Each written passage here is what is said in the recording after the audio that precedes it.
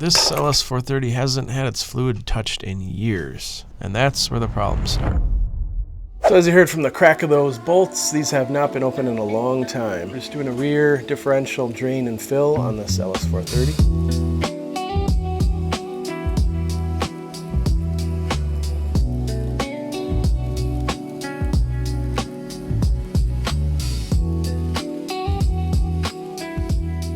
You want to make sure to open the fill port first because you need to be able to fill it. And if your fill plug is broken, stripped, or you can't get it out and you drain it first, you're going to have problems. Now we'll undo the drain plug and hopefully this fluid is clear. And it is. So fluid looks good.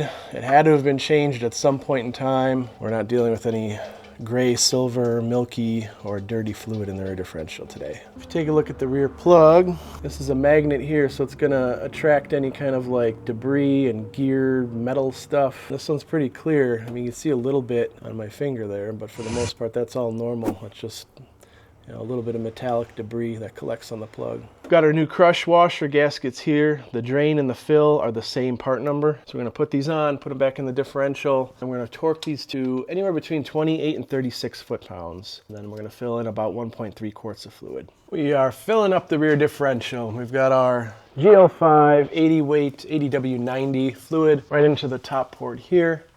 We have our lower plug torqued to spec. About 1,300 milliliters comes out to about 1.3 quarts. Real easy, you just fill it till it starts to come out the fill port. So I'm gonna start pumping. I might actually get a better pump for this, like the WS pump I have. This is kind of laborious and time consuming, but gets the job done. And once stuff does drip out, you wanna use our Sure Shot. We got this on our Amazon store as well. Basically, you fill it up with brake cleaner, or brake parts cleaner, and then use compressed air to pressurize it, and this lasts a lot longer than brake cleaner in the cans and cheaper in the long run too.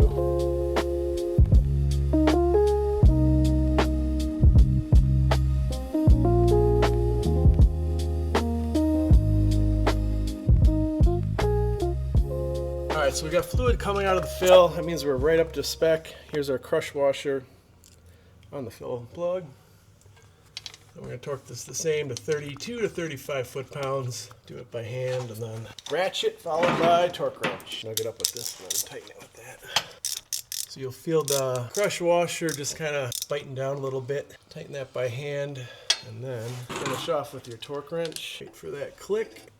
So here we are removing our transmission cooler line. This is going back to the transmission. So we're gonna disconnect this and hook up our own line to the radiator, and then we're gonna drain the transmission from that hole. Take this off and quickly put our line on. The size of the hose, you may or may not need a clamp. For our purposes, that just fit on tightly, so we don't need a clamp on there. And then we're gonna run this hose into our collection jar down here, and what we're going to do is we're going to crank the car over, fill this up to a set amount on our graduated container, and then put back in the exact same amount. And when we fill it, we're going to be using Idemitsu ATF Type TLS. You might be asking, why aren't we using Toyota WS? Well, this is better. So you can find this in our Amazon affiliates link below. This is what we use on all the sealed transmissions. Another nice tool we use is these plastic clamps. They're hose clamps, prevent fluid from leaking out. So you can put this on a line. If you remove it, you don't want fluid to come out, you just squeeze down, set the clamp, and it'll hold anything in there and it won't spill out on you. We also use these hose clamps that are like factory. So these are on our Amazon store as well, but essentially they're just squeeze type clamps. Find the one that best fits the original OEM hose and clamp these on. You don't want to use the worm gear ones because those loosen over time. They're no good. You want these constant tension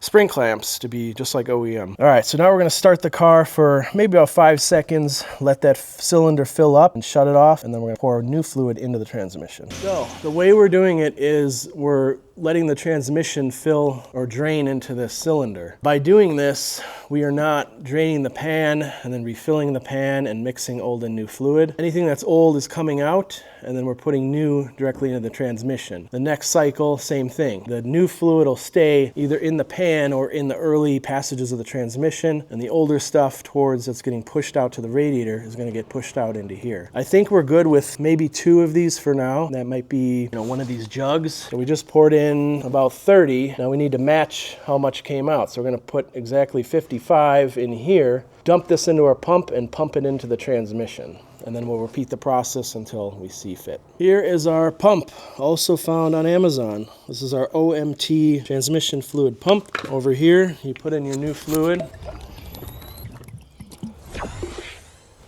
Put the cap on because we're going to pressurize this.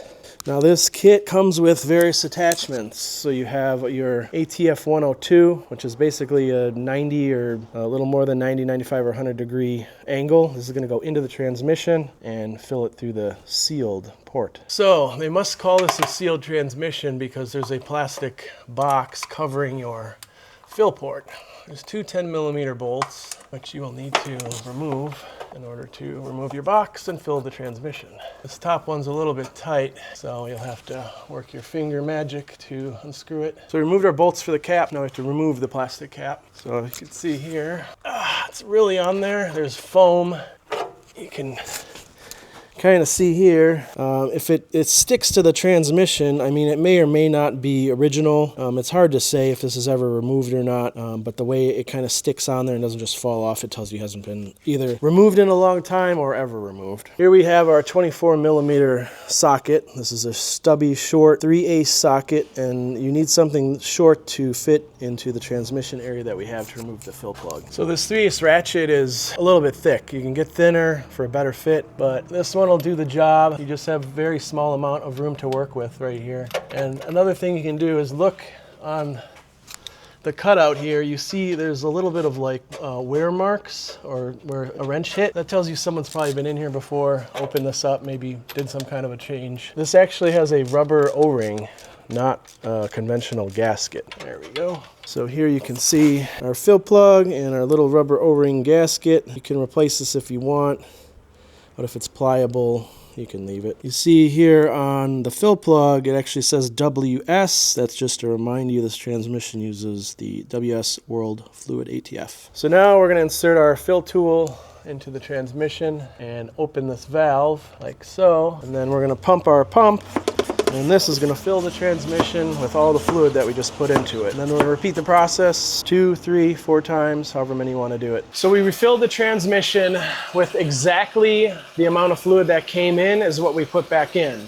Now, this is the most important step because we don't know how much fluid was in there previously. So this Allen, it's a 5mm Allen check plug. When the car gets up to operating temperature, we're going to remove this and fluid should trickle out. If it does not, then we know it was not filled correctly prior to us draining and filling. If we get some fluid out, that's good. We'll wait until it trickles. Then we know the fluid was dead on. Then we'll close that. Now we're using TechStream or Global TIS here hooked up to the car. You can use the scan tool. But basically what we need to do, uncheck these. See AT oil temperature here. This is at 75 degrees right now. This needs to be between 100 and 115 degrees before we open that port. So we'll wait till it gets up to operating temperature. We'll open the check port and see where the fluid's at. So our transmission is up to temperature. If you look here, we're now at 118 degrees, which is at the top end of where we should be. So we'll check that fluid level. All right, so what we should see here is fluid coming out. We'll talk about it once it does. Do you see how it's just barely trickling out? That means the fluid is exactly where it needs to be at operating temperature. Not overfilled, not underfilled. So we can close this check port and we're done.